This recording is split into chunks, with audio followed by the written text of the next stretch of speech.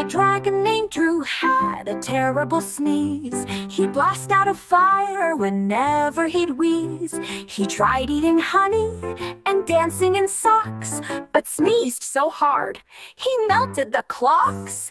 He sniffed a rose, it burst into flame.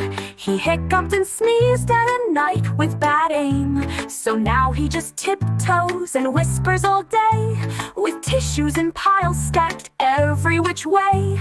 His nose is still itchy, his eyes big and red.